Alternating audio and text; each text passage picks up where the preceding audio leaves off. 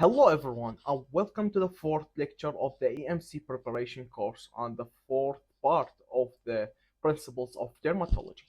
In today's lecture, we'll speak about the primary skin lesions. So we will speak just about the types of the primary skin lesions and we will take some examples about them.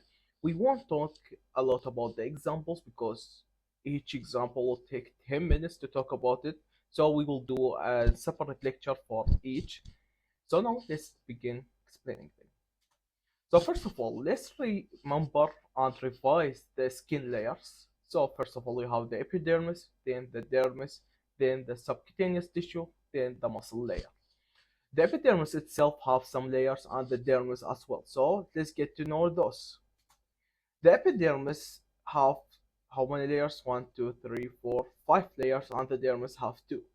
So the epidermis layer are stratum corneum, stratum lucidum, stratum granulosum, stratum spinosum, stratum basilae.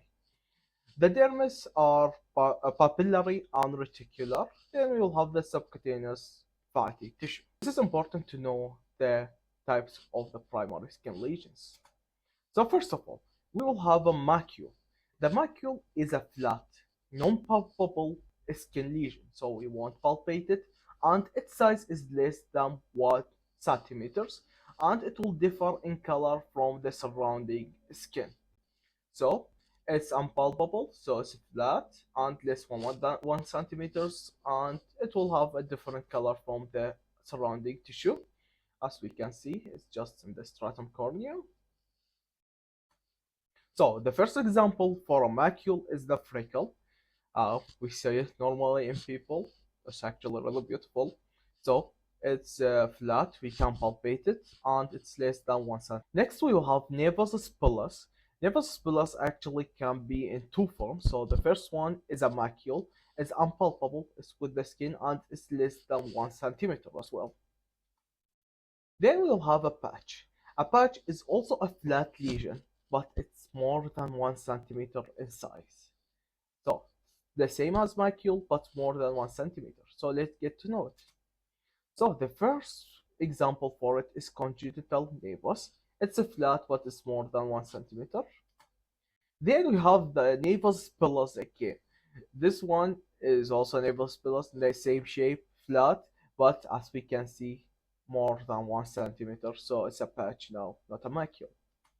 Then we will have a papule. A papule is a small, this time it's palpable skin lesion, and it's less than 1 centimeter. So the first example for it is lichen planus. So as we can see, it's palpable, it's above the skin, but it's small, less than 1 centimeter. Then we will have molluscum contagiosum. As we can see, it's also above the skin, it's palpable, but it's less than 1 centimeter. Also, we'll have the acne. It's above the skin and it's less than 1 centimeter. Then we have a nodule. This time it's also palpable, elevated lesion, but more than 1 centimeter. Xanthoma tendinosum. It's so palpable and it's more than 1 centimeter. Then we will have the plaque. It's palpable, usually raised lesion, more than 1 centimeter, and usually it's pigmented. As an example, we will have the basal cell carcinoma, more than 1 centimeter, a little bit raised, and different color, pigmented. We can have pityriasis rosea. It's just raised a little bit, and more than 1 centimeter, and pigmented. Then we will have necropiosis lipodica, also raised more than 1 centimeters and pigmented. And psoriasis. We know psoriasis is also always referred as a plaque, raised, different color, and more than 1 centimeter, obviously. Then we have the vesicle. It's a small fluid-containing blister, and it's less than 1 centimeter. So as an example for it, we will have eczema herpeticum. We will have chickenpox, obviously. It's a small, less than 1 centimeter, and it's a fluid containing. This is another picture of the chickenpox. And we'll have herpes zoster, also less than 1 centimeter and fluid containing. Then we will have bulla. This time it's also a fluid containing but it's larger than 1 centimeter. As an example for it, we will have bullous pemphigoid. As we can see, it's a fluid containing, but it's larger than 1 centimeter. So it's a bulla, not a vesicle like this one. So then we will have Steven Johnson syndrome. Of course, there was their fluid containing thing, but it's got distracted in this patient. So Steven Johnson syndrome is a really important syndrome because it can get caused by two things: either an infection that will cause it, or some drug interactions can cause Steven Johnson syndrome. So if you are not aware of your pharmacology, you could cause this to a patient. So you should really be careful about the drug interactions that can cause Steven Johnson syndrome. So maybe we will do a lecture soon about it, just to know about how we can avoid this mistake. Then we will have finally a wheel, which is as well circumscribed porotic and erythematous papule or plaque with dermal edema. So first of all, it will be itchy. It could be erythematous papule or a plaque, and we will have an edema. As an example for it, we will see urticaria. Urticaria, everybody knows urticaria. It's caused by a hypersensitivity reaction from a drug or a plant or anything, to be honest.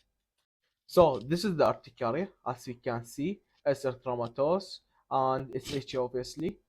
And this is another example for the urticaria. Oh, that was not the last one.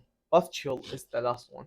It's a vesicle, but this time it's not a fluid containing. It's a pus containing.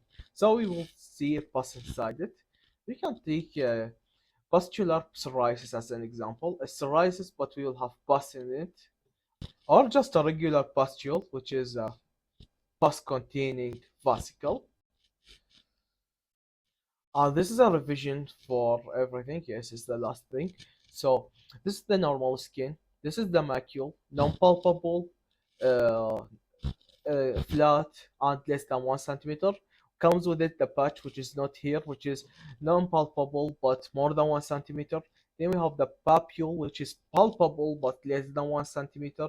Nodule is also palpable but more than 1 centimeter. Then we have the patch, which is raised, pigmented, and more than 1 centimeter. Then we have the vesicle ampulla. They are both fluid containing. This one is less than 1 centimeter. This one is more than 1 centimeter. And we have the pustule, which is pus containing, what do you call it? A vesicle. And finally, the urticaria. By the way, pulla can come as subcorneal, intraepidermal, or subepidermal, as well as the papule can come intraepidermal or subepidermal. And that's actually everything for today's lecture. I hope you found it useful. Thank you so much for listening. I'm sure that you have many questions about all the diseases that we mentioned, but if we speak about each of them, it will take maybe 10 minutes for each to speak about everything about it. So I thought it's better just to speak about the types now and give you an idea about all these types, then the types, and then we will start doing a separate lecture for each disease and talk about it fully.